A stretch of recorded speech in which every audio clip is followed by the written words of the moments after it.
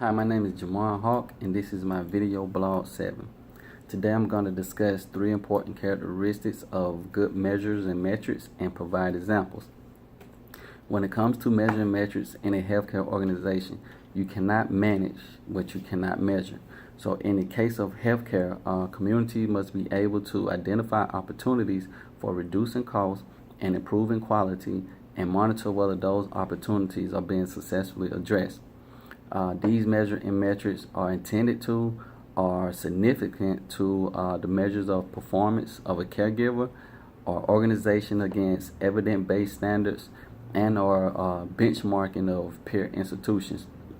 Now, the 3 types of metrics that I'm going to briefly discuss today are validity, uniqueness, and reliability.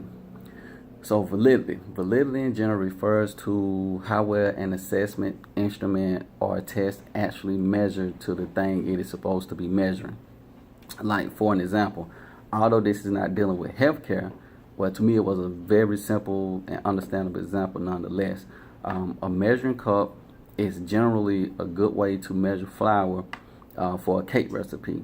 So you can trust that the amount of flour measured by that measuring cup comes pretty close to a true cup.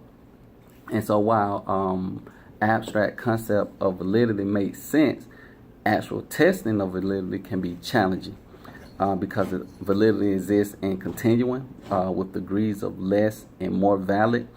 And some people often think of some tools as being more valid than others. And what this means that a test to determine which tools are more or less valid can be very useful. The other metric is uniqueness. Uniqueness measures one thing or issue, and on the offset that it quantifies an excess of one issue, it is then separated into like subcomponents, and then each component actually measures one thing.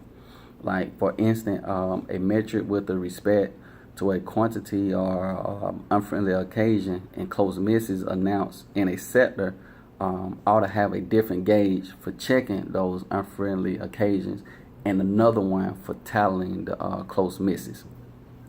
And the last one that I'm going to talk about is reliability. Reliability principles, methods of evaluating, calculating, and improving the overall reliability of a complex system have been used effectively in industries such as manufacturing to improve both safety and the rate at which a system consistently produces appropriate outcomes.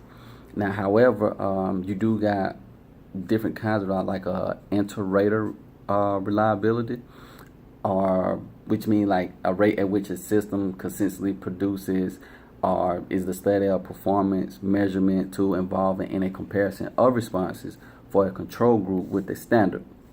And furthermore, it can be used to measure the level of consistency amongst a plan or provider groups, utilization management staff, and the adherence of any organizational medical management criteria or the standards itself.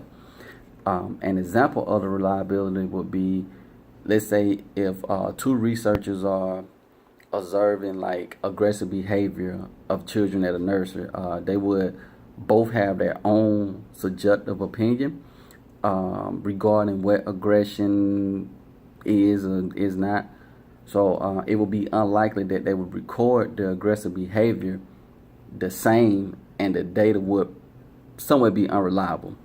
But however, if they were to, I would say, operationalize the behavior categories of aggression, this would be more objective and make it easier to identify when a specific behavior occurs. Like for example, while aggressive behavior is subjective and not operationalized, pushing is objective and is operationalized. So thus the researcher could simply count how many times children push each other over a certain duration of time. So those are my 3 metrics. Hope I spoke about them well. Hope you get it.